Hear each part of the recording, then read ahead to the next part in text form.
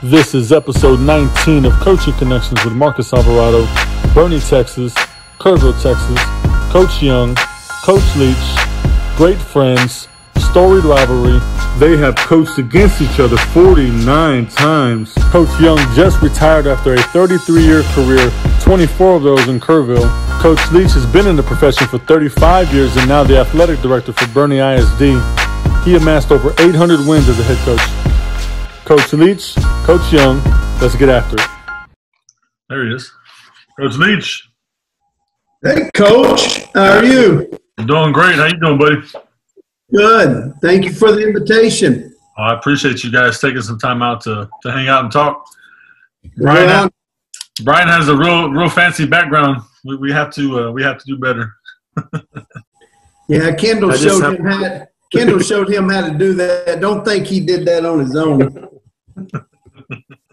You're right on. I guarantee you. I saw her do it for him. She was on the computer doing it for him. She didn't want him to show what room he was in or what the room looked like. She fixed that up good. Well, I appreciate you guys taking some time out to just hang out and talk hoops and talk life and about your passion for the game and what you guys are doing. So thank you for that. You bet. Thank you, Coach. Yes, sir. So first, this whole COVID stuff, what has your guys' daily routine been like? What have you been doing to stay busy? Coach Leech, go ahead. Well, mine is this is the Rock House. This is my office since I haven't haven't been coaching basketball. It's a 1911 house, Marcus, that they've got across. And so when they told me to stop coaching basketball, they put me in this house, and upstairs is where I store all the Booster Club stuff. And then Gina and Terry are in the other part of the house. This is the living room and the fireplace. And I need to show you, it was built in 1894. So they got me this house. And so I come to this house because I don't have to go by any of the rules anybody else does because I'm by myself. So my routine hasn't changed really. I came in here from 8 to 12 and then would go home for lunch and come back here to about 1 till 5. And then I go play golf at Tapatía about twice a week. I haven't played this week yet, but that's my story. Coach Young? I pretty much just on Mondays submitted the PE lesson plans that my wife typed up for me. And then I would do a little bit of things around the house. And I have a lawn business that I've had for 22 years. And I would check on that, check on supplies. And then I've spent some great time with my middle son and my younger son because they both, of course, middle son was in college and he had to come home, and it was pretty entertaining. He's into golf, and so I actually went out and played golf with him. I don't necessarily enjoy it that much. And then the younger one was trying to find a place to work out. He's, pins and needles. I'm not going to be ready. I'm not going to be ready to go off to school. And he found a couple of connections through the church and was able to find a place to work out. But other than that, I probably did more around the house in the last 2.5 months than I've done in the last 10 years. Yeah, you and me both. My wife's honeydew list is getting longer and longer, it seems. So talk to us, Coach Young, about retirement. So you just announced your retirement. How does that feel? It was extremely emotional telling my assistants and my kids.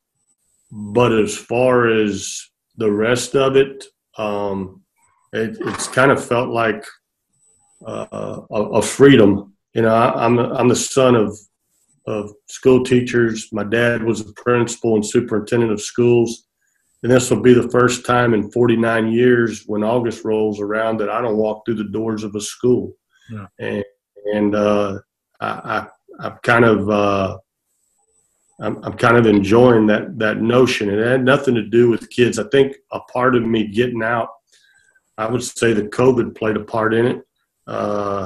Another part was my youngest son graduating, and then the last part would probably be that I didn't want to be a hypocrite, and I found myself going, well, I can't wait till October comes. But man, I don't want to do all it takes. Open that gym in the summer, have kids show up, and sit in there for 4 hours. And so I was like, if I'm going to expect the kids to be in it and do it, put their heart into it year round, then their leader needs to be like that. And I didn't feel like that I was that person anymore. Well, it's big of you to say that. And how long were you in the business? 32 years. 32? Yes, sir. Well, we can kind of go along with that. So your coaching journey, where'd you start up until this point? Okay, I graduated from Texas Lutheran University. I played for a guy named Jimmy Schuler. And then from there, I took a freshman position at Victoria Stroman High School, and I was there for 3 years, probably the greatest athletes I've ever coached. And then I took the job in Sinton, Texas, and was there for 5 years. And I didn't really know what I was doing. And I had some great talent come in at that time, and I was fortunate enough to win the state championship in '96. Then took the Kerrville job and been here for the last 24 years. 4 years. What about you, Coach Leech? What did your coaching journey look like? Well, I graduated from high school in Brownfield in West Texas. We were a 3A school when 4A was the highest classification. I ran track at South Plains Junior College for 2 years and then transferred to Tarleton State and ran track there for 2 years. And I was the athletic building, and I'd go in and see Buddy Forn's athletic director about every day. And they were starting volleyball. And in the summer of '82, the volleyball coach left to go be a computer programmer.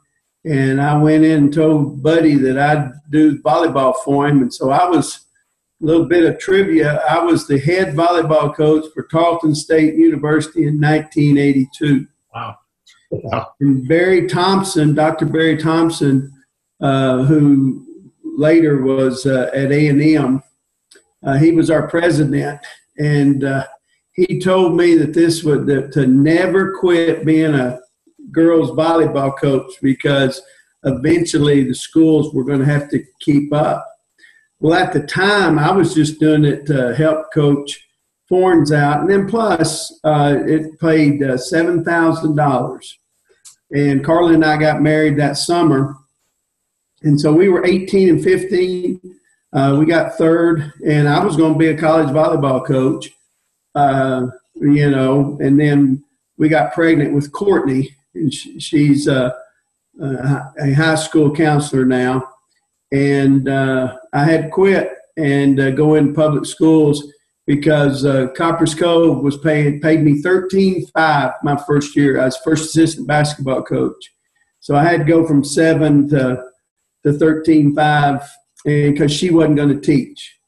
And then I was there a year.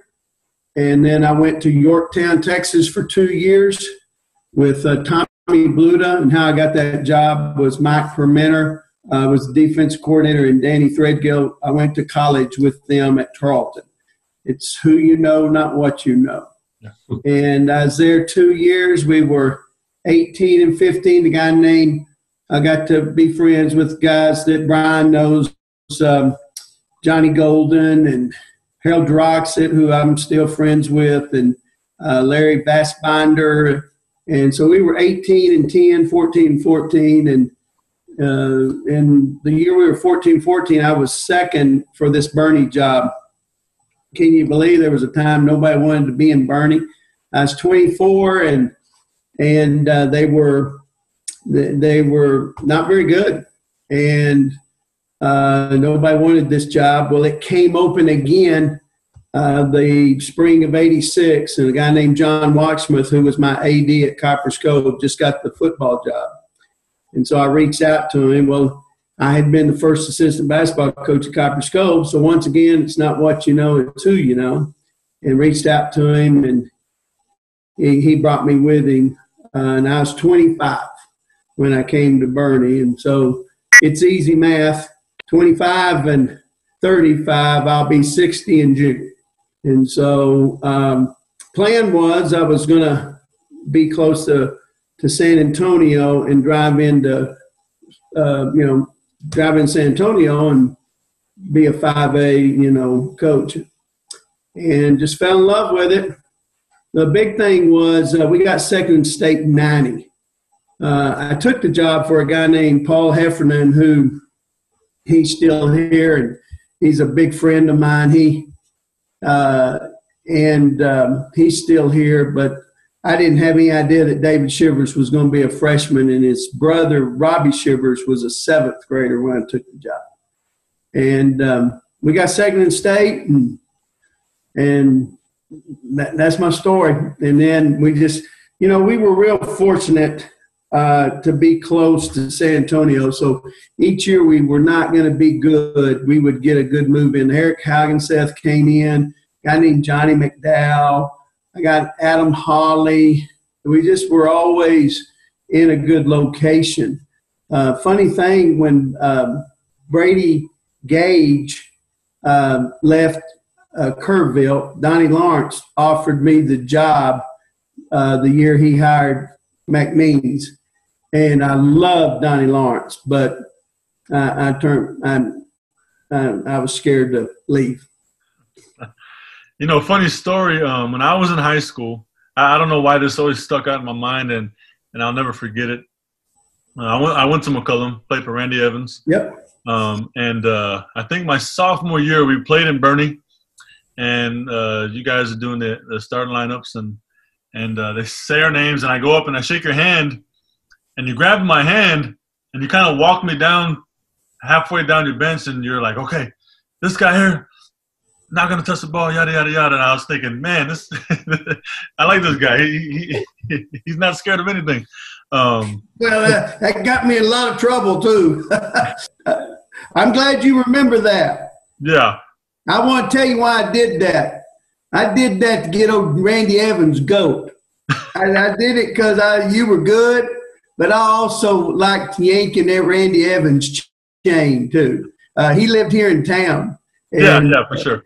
And it was real easy to get Randy Evans' goat. So I had a lot of fun trying to see how I could get him agitated. Coach Young doesn't believe that I would ever do anything like that. I was just thinking, was he easier to get agitated than me? Oh, you weren't. No, he was a lot easier. I had to work hard to get Coach Young agitated. Coach Young used to bring flat basketballs for us to play with, Marcus. and when he found out that bothered me, he just made them flatter. And because he knew he wasn't going to have to play with it, because he knew I was not going to let him. He'd have to get one with air. Yeah. And I swear he put those things in a refrigerator. Because my deal was they did everything off of the pass. Mm-hmm. And I would tease him. I said, well, y'all can't dribble. And he would go, we can't. You're right. And then everything we did was off the dribble. We didn't pass. Everything we did was off the dribble. And so we had more fun with the pregame. Sometimes I griped about that dang basketball, and it was just fine just to have him, have to go get another or most of the time the referees got where they would say, that ball's just fine, Leech. But anyway, I've talked too much. Coach Young, talk about some of y'all's battles, some of y'all's any games that come to mind, Coach Young, between you and Coach Leech that just kind of stick out. They all stick out. I tell you, there have been some crazy battles, and I think Coach Leech had mentioned the other day that it had been 16 ball games when I got to Kerrville Tivy had not beaten Boerne in 16 ball games. First year we didn't beat them that I was there. The second year we didn't beat them, and finally that third year we were able to pick up a win against it was Boerne High then. And I told this story the other day. When I came into Kerrville, my measuring stick for where I wanted our program to go was we got to be able to not compete but beat Boerne High School and Coach Leech. And true story, before I ever took the Kerrville job in 96, I called Coach Leech to talk to him about the job. I'd known him in a roundabout way. Goliad is where I'm from. I grew up, and my dad was the principal there. He knew Coach Leech as the coach over in Yorktown. They're about 20 miles away, 22 miles away.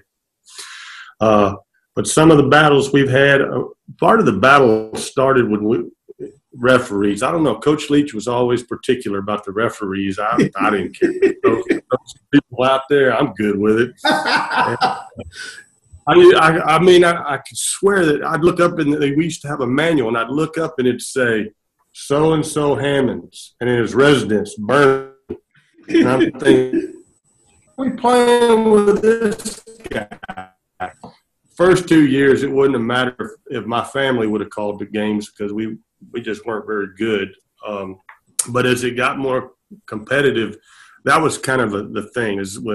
We had to agree on officials, and a lot of people don't know this, but for a while we had officials from Waco, Dallas. Because I said, well, I'll just go UIL because I was exercising the rule, and if we weren't going to agree on anybody, so I'll just go UIL. They won't know you, they won't know me. I was probably a calmer coach when we did go UIL than when we did go San Antonio and then later South Texas. We had a game in one I remember. We had a game at Boerne High School. I had a group of I don't know what you would call them. It wasn't a typical Tivy team. We weren't very big, and but we were somewhat athletic. But my big man was also my best ball handler.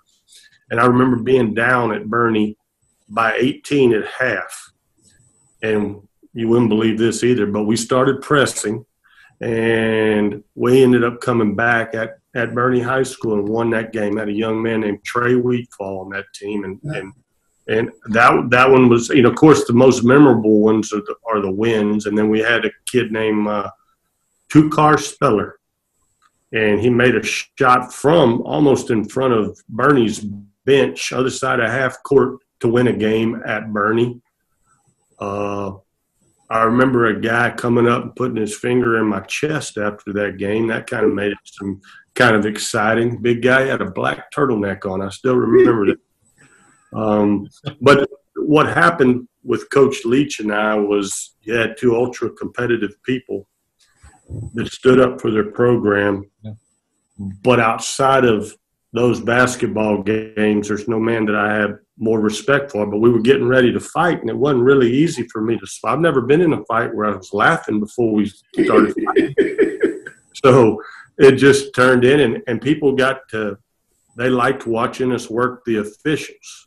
I'd always say, he's got his hands in y'all's pockets. That's the problem. You've got his hands in y'all's pockets.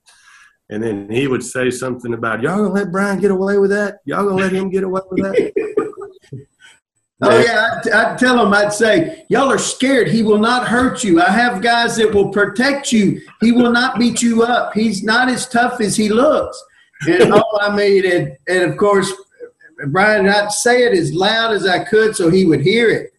And then he would, we would do the getaway deal, and we got where we really had a good time.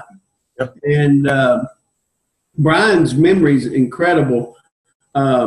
He's right about the officials. Officials, it started because both of us, the margin of error when you're not very athletic is very, very thin. And the referee deal, we used to go pick. And in Brian's defense, I don't blame him. Here he's outside of Kerrville, and I knew him, and he had just came in because he had done Victoria and then Corpus chapter.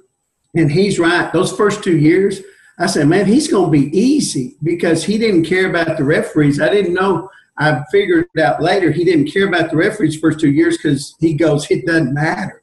Well, that third year, he started caring. And it made a difference. And then we would get up there and it would just take us forever. And then he would scratch everybody that I had ever used. And all the guys that came into Boerne with letter jackets, he wouldn't let me use them.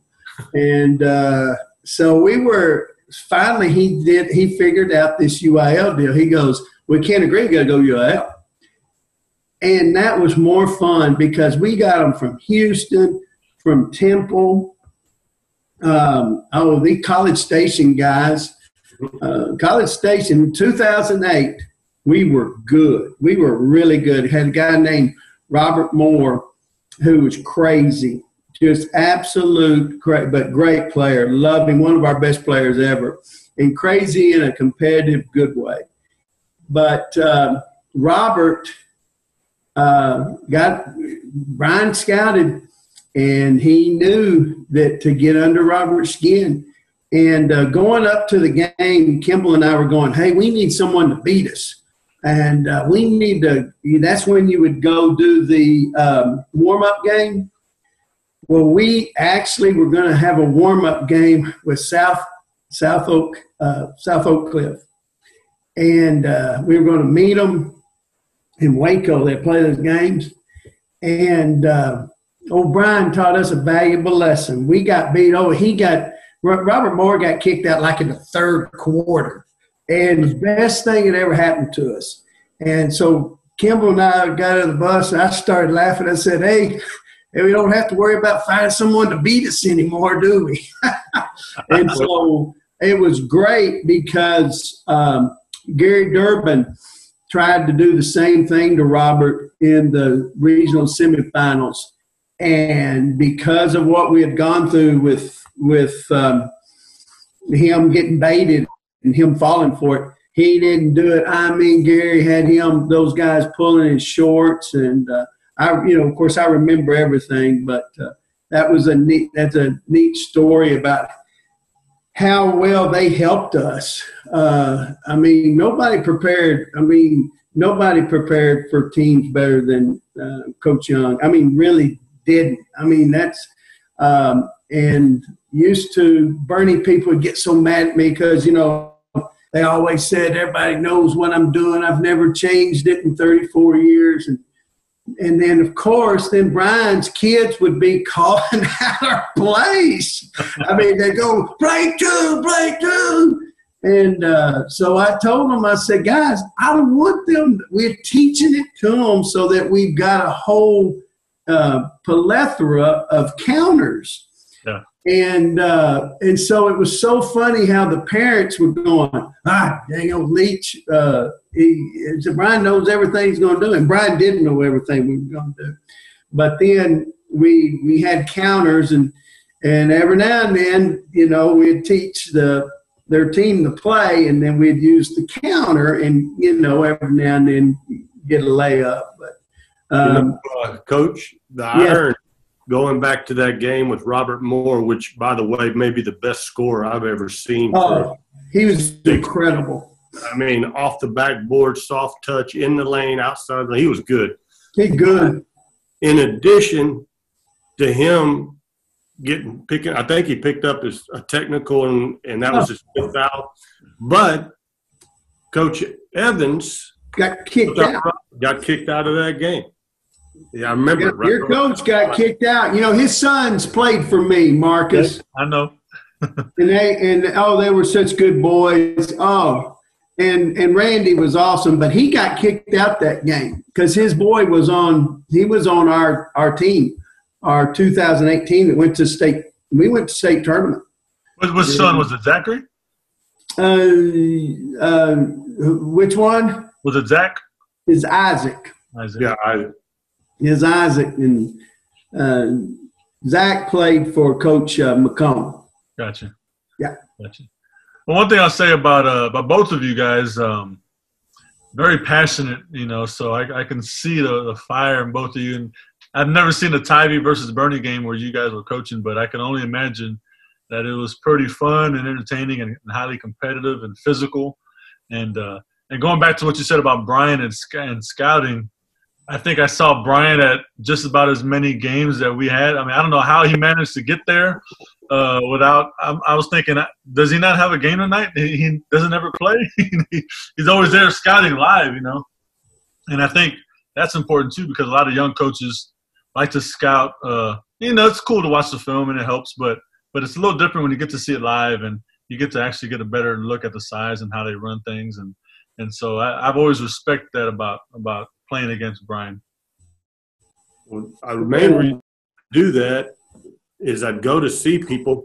Is people think I'm just doing the X's and O's. Most of the X's and O's come off the film because I can slow it down. I'm just not that quick. My assistants both are really quick, and one of them would draw up what they're doing defense, other offense. I look for specialty things.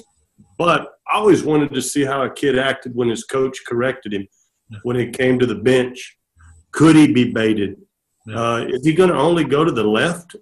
Is their biggest guy going to ever post up? Well, he's never going to post up. And golly, we can put a smaller guy on him and just double him if he comes down in the lane. So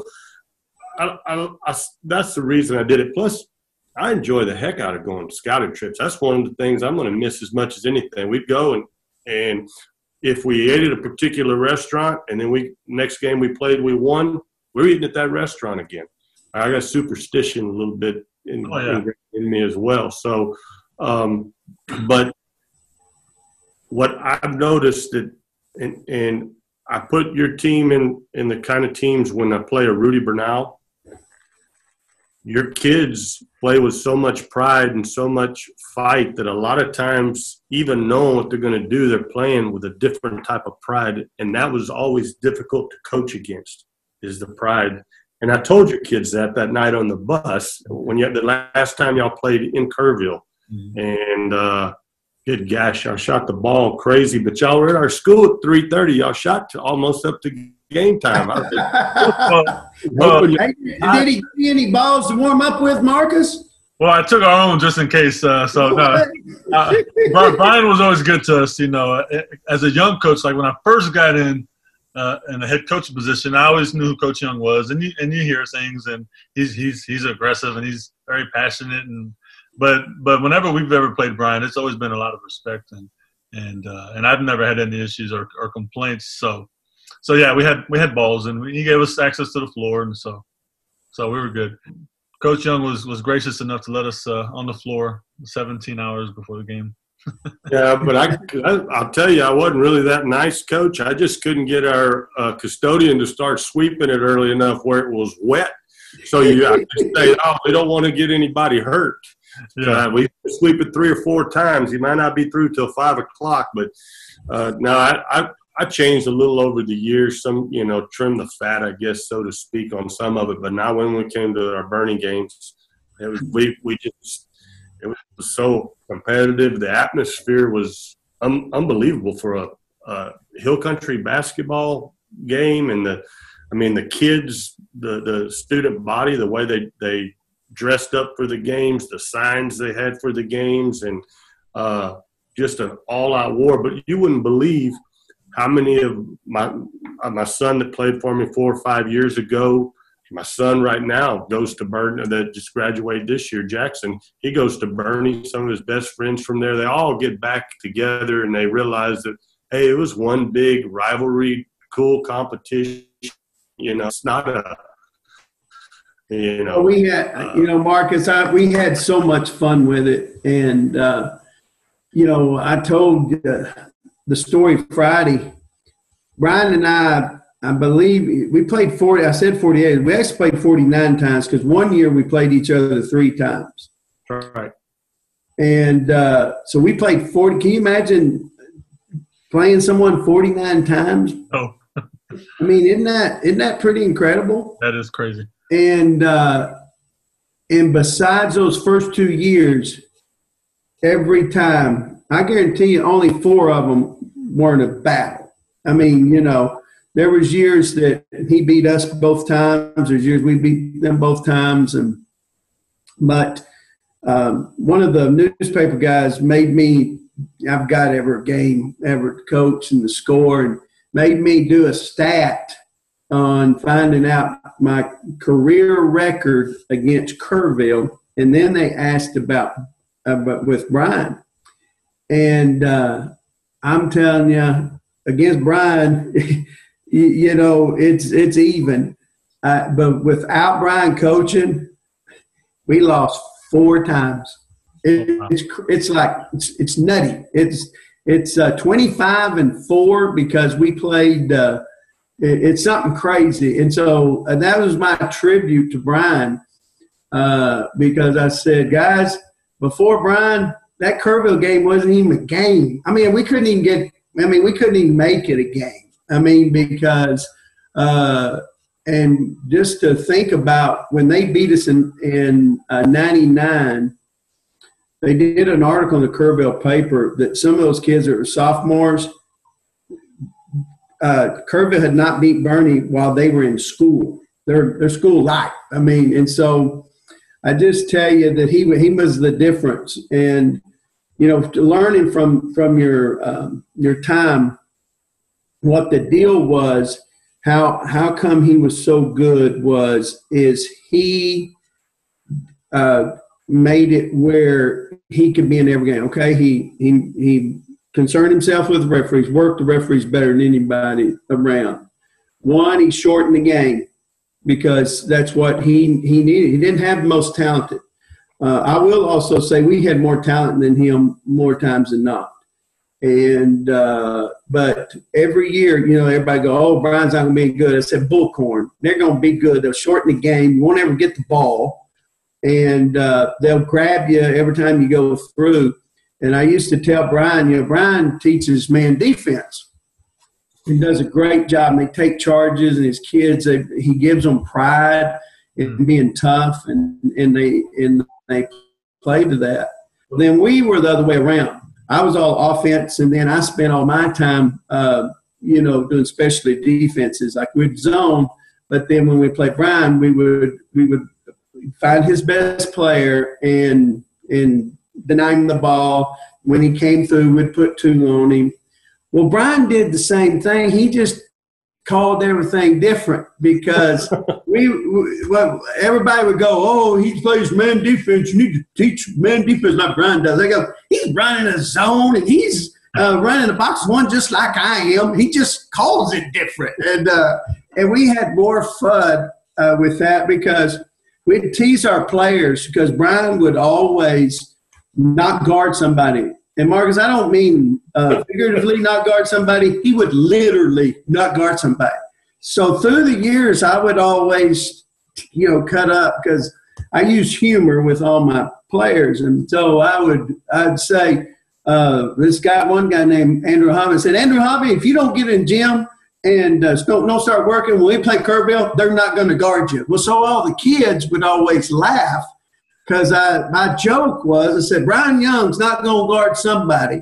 And so about the first quarter, I would go, Andrew, you ain't being guarded tonight.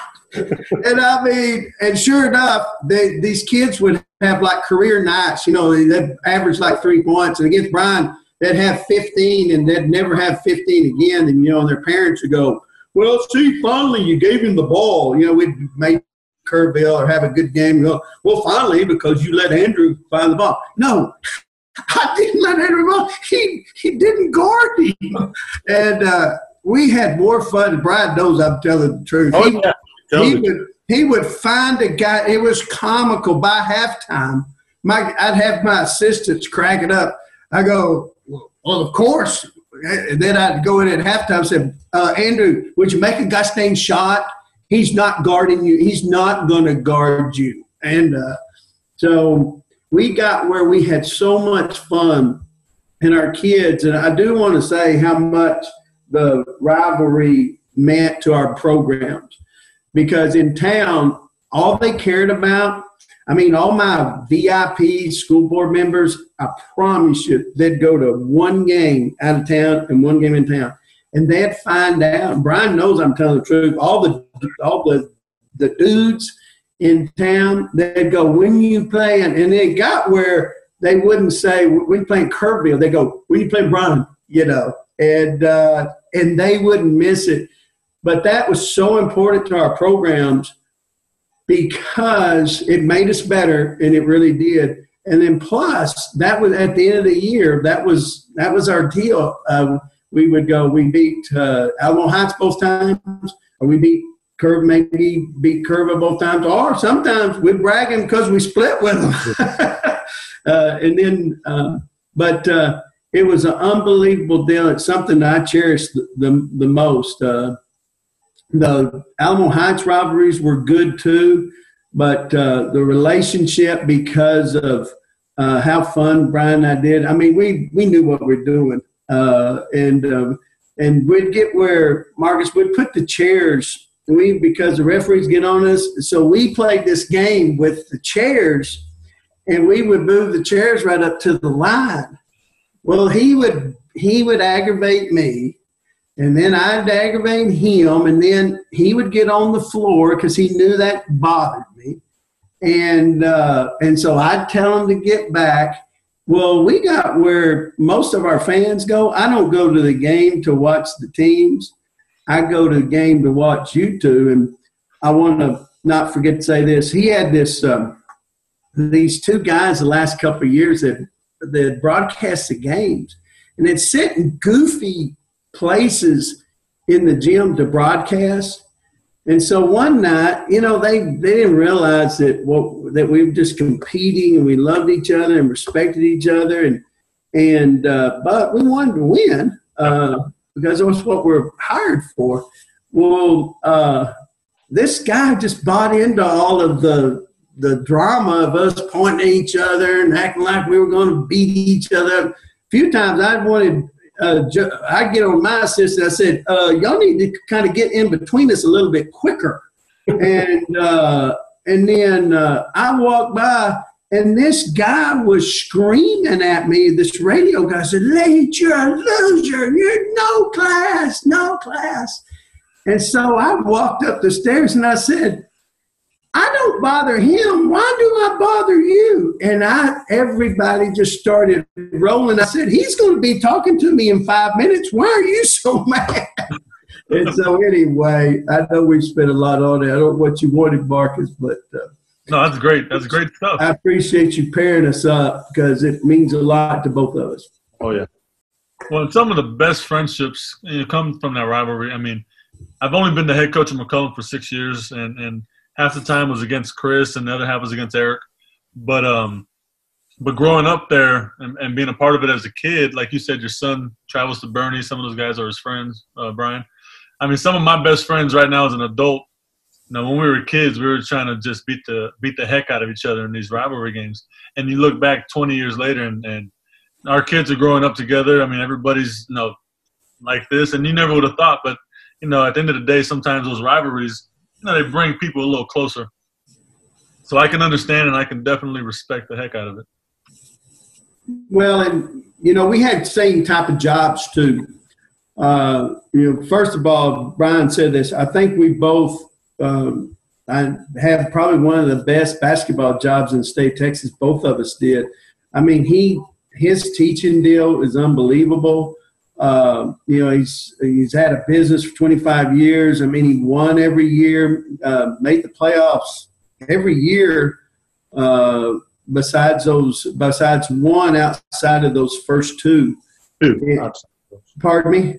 Two outside of those first two. That's two outside those 2 times.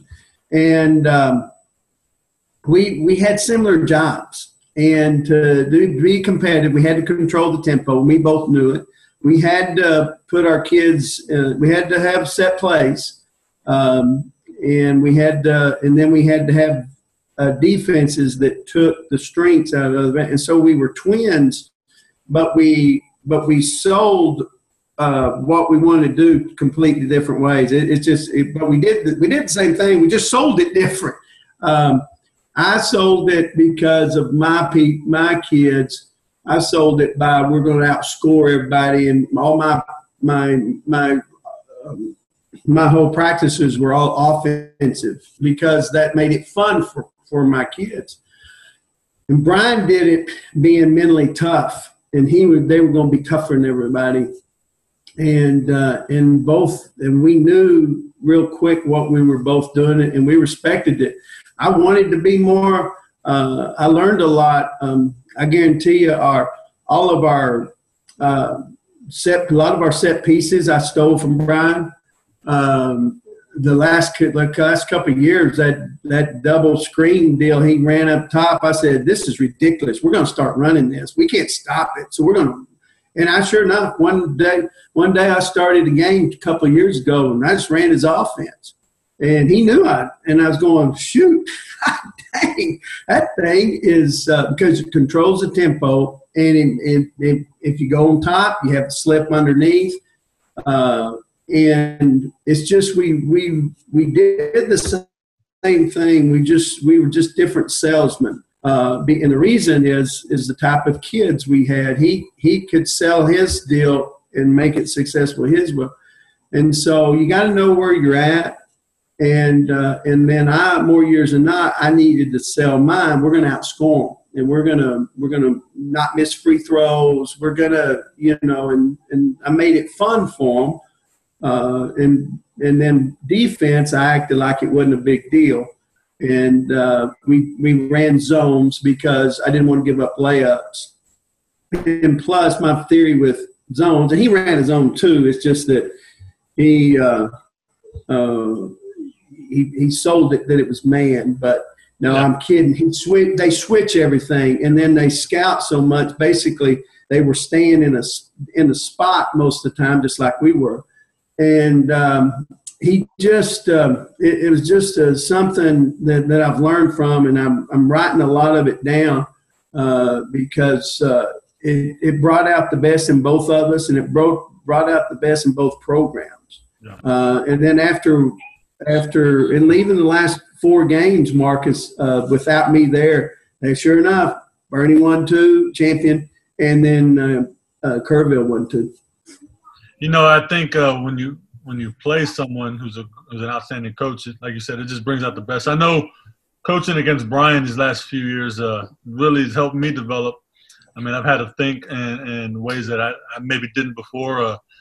You know what you're going to get when you play Tivy, and so when we're scouting and we're talking about trying to speed them up and do these things, and they're going to be physical, and we're going over their offensive sets, and like you said, like some of it I was like, hey, coach, this is pretty good.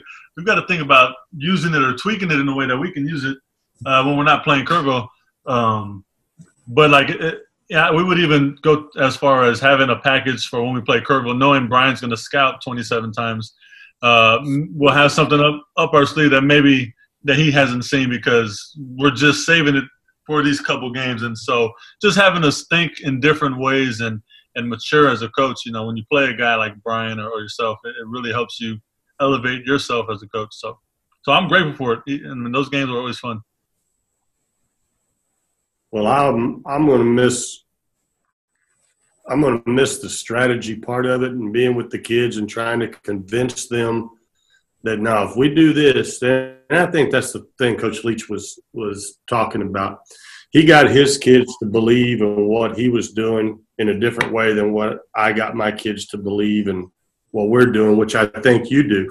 I think you do a great job of saying, look, man, it's us against the world. We're smaller than these guys, and if we spread them out, we get up on them, they're going to be in trouble. And that last game at Tivy, I mean, yeah, y'all down to the wire. Y'all had us. I don't even remember what happened that kind of changed the direction of that.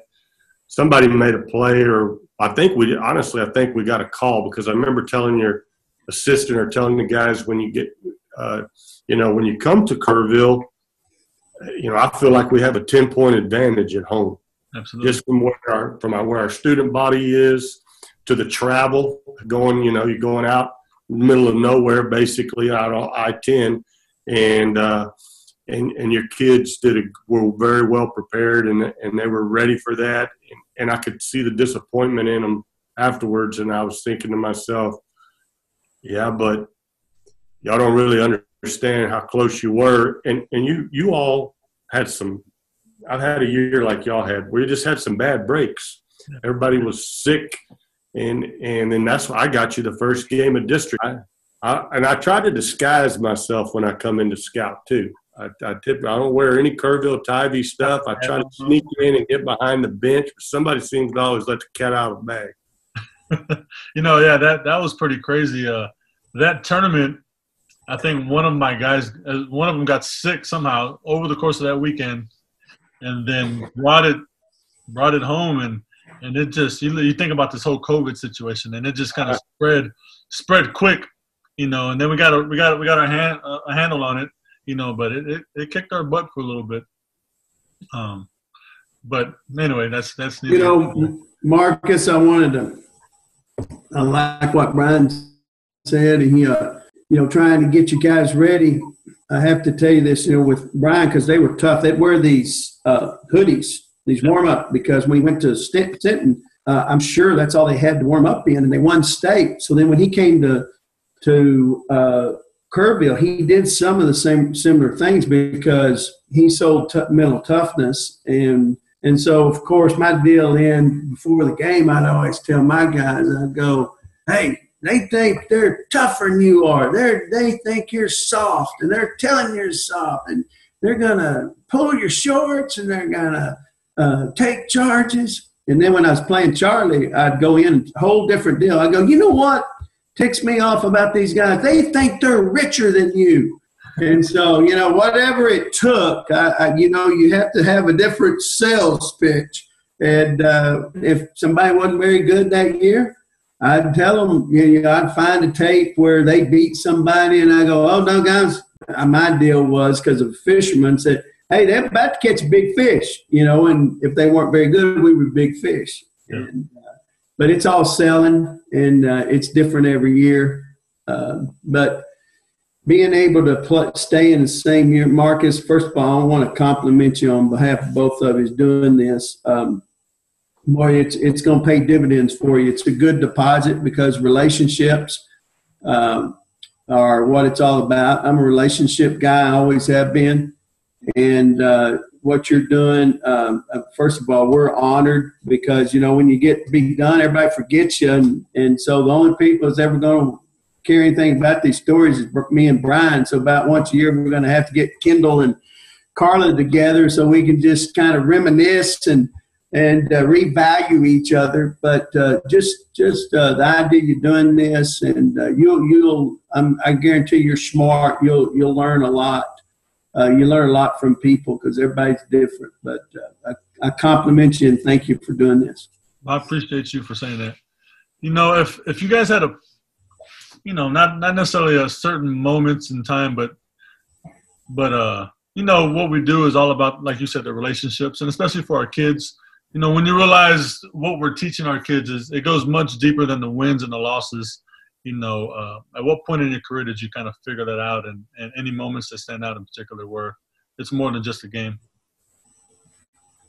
For me, it would have been one of those years we didn't make the playoffs, and we were going to play Alamo Heights during the Christmas holidays, and I had a kid playing for me, and we weren't bad. We were pretty good, but we were getting ready to play Alamo Heights, and his mom was murdered there in San Antonio, and the coaching was totally thrown out the door. The wins and losses were totally thrown out the door, and I had 3 sophomores on that team, I think 2 juniors and 3 seniors.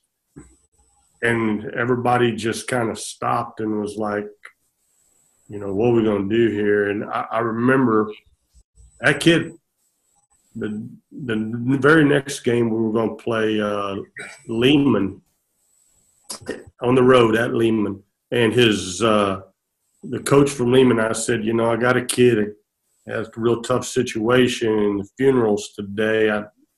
He wants to come play this game, but the funeral's at this time. Will you move the game back? And And I said, I'm not trying to do it to gain an advantage. I'm just trying to do it for this kid. And he moved the time back, and we played the game. We didn't win the game, but the kid played in it, and it kind of helped him go on. And they had a deal at my house the other day with some different kids on the video, and this kid was on that video. And I thought, well, that's what it's really all about. Yeah, we didn't make the playoffs that year, but maybe we helped as a group, as a team. Maybe we helped somebody get through one of the, unimaginable situation that allowed him to go forward in life. So that really was a kind of I've always understood that my real job isn't to win, but I've always taught that, and a lot of people won't agree, I taught winning is everything. And when I told them that, I explained my philosophy is whenever your job's on the line, you want to fight with everything you got because you need that job to take care of your family. Whenever your marriage is on the line, winning is everything. You fight to keep that, and I always liken it to if I'm about to go into a surgery and I ask a guy, the surgeon, how do you feel about winning? And, win some, lose some. I don't want that guy operating on me. And so I've kind of stuck with that, but I've explained it to my kids. And but that component of really figuring out to throw away the how important this game is for this moment whenever you've got a kid going through what they're going through really changed me a lot. Coach Leech? Well, I think we change throughout our lives. We coach differently when we're single. We change when we're married. We change when we have children. We change again when our children are in athletics. We change when we coach them, and then we change when they're gone. And so we change. Brian and I both, can both see changes in each other. Winning was always important. That's how we get to, I tell everybody, that's how that name's been on that door for 35 years. If it didn't win, they'd take the name off. And so that was important. But the relationships, for Brian to be there 24 years and Carla and I for 35, you got to have relationships. And relationships, have been very important with my players, with my assistant coaches. I miss the relationship with assistant coaches more than anything. I really do. Players, you miss the players, certain, because, we're human. There's about 3 or 4 off each team you have a connection with. You just really do. And I miss that. But, I stay in touch with all my guys. There are about 2 or 3 on each team, and that's 35 teams counting the Yorktown deal. But my answer to that is we learn, and both Brian and I are Christians, and so of course our first thing is our faith, and then the Holy Spirit teaches us things throughout our career and tells us, hey, this is what's really important. But the relationships with the players, with my assistants, I've missed it. It's not the same. Everybody tells you, it'll be the same. Well, it's not, because you're not going to battle anymore. It's nobody's fault. It's just life. And so I still have friends that were my assistants, but that relationship of calling and, that is so fun, calling before the game, calling after the game. And that is a bond that I think in coaching, I think we underestimate how much we need that. Because that's we do analogies. That's the war, and, that's who we're going, band of brothers and all that business. But there's something to it, because nobody else gets it.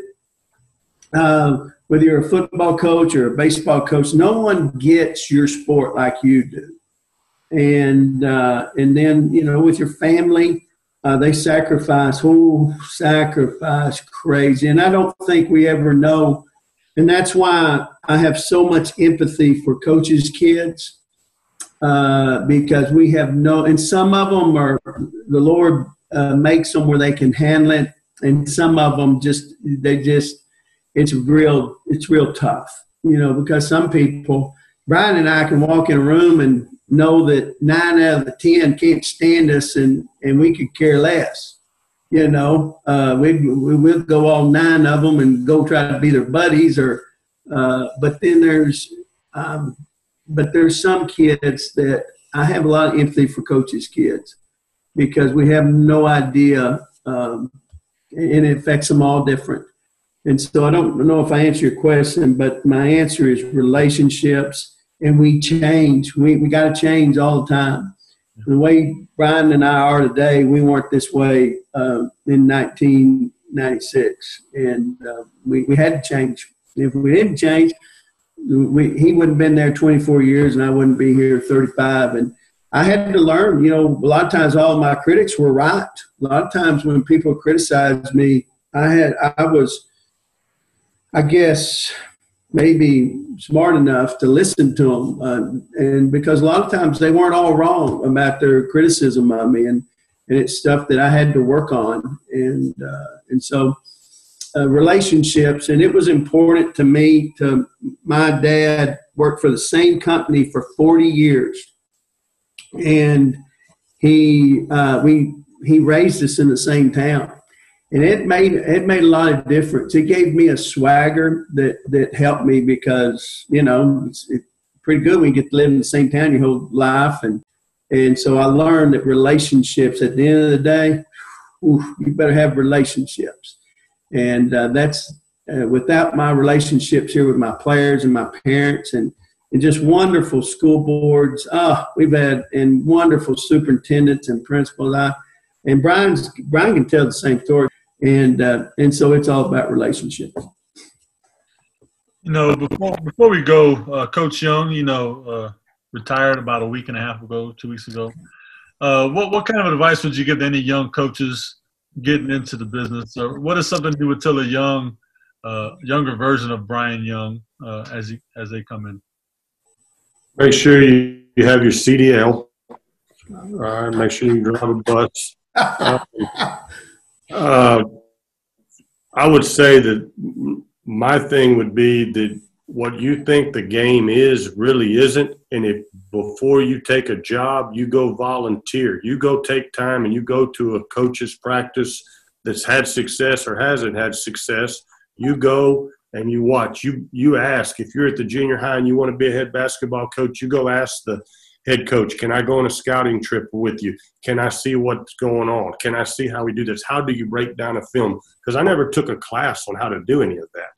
I was fortunate that I played multiple sports in high school. So my first 2 jobs, I had to be a basketball, football guy. In fact, I was even the golf coach at one place. And so in college, you don't sit there and get a lecture on this is what you need to be able to do when you go scout, or here's how you fill out the paperwork to submit your UIL eligibility. I think it's very important to do that.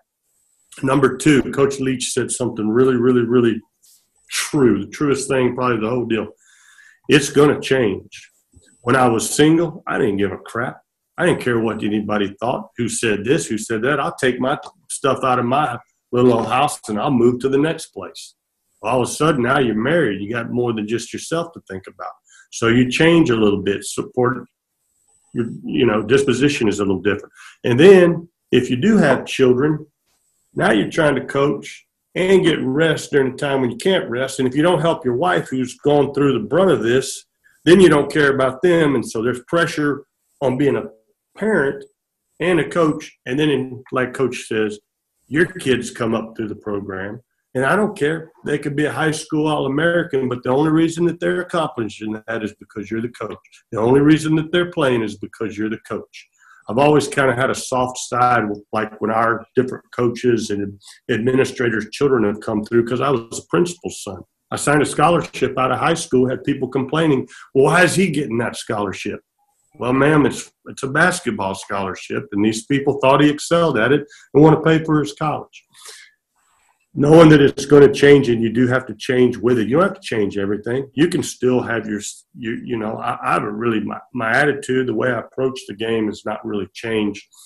Just probably some things away from the game, and you better be prepared. Coach Leech talked about this true story. I had to be escorted by a policeman for a whole spring semester and it's not always a bunch of people. It's a couple of people.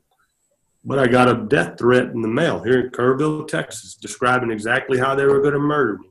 And a new guy comes in. Well, do you take this serious or not? Well, he said, you're going to have a police escort. My children were over at Tivy Child Development Center, and I had to have a policeman go with me over there. So there's lots of really interesting things that come with it. And the final thing I would tell a young person is, if you think you're going to make money in this profession, you better think again. If you want to do it, you can do both. You can have a side hustle that will allow you the comforts that you want outside of what you get paid. But that's a lot of work, and that in itself is a whole nother thing, because now you're dealing with what I got here at school, what I have over here, all dependent upon the person. Good stuff. Great insight. I really appreciate you guys taking some time out to talk. Before we go, you mentioned coming on the bus, Coach, the last time we played in Kerrville. For one, that was this season one of my favorite games. Even though we lost, we learned so much about ourselves, and the environment was intense. Your guys' announcer came up and said, Coach, that's one of the best games I've ever seen in my life. And at the time, I'm respectful. Thank you very much. I appreciate it. In my mind, I'm thinking, oh, man, but and thinking back on it, it really was a fun game. And the fact that you took time to come on the bus and give some words to the kids, I've always respected that. So I appreciate it. You bet. You guys take care, stay safe, and have yourselves a good day. Thank you so much. Thank you, Brian. Good to see y'all. Thank you. Yes, sir. Bye-bye.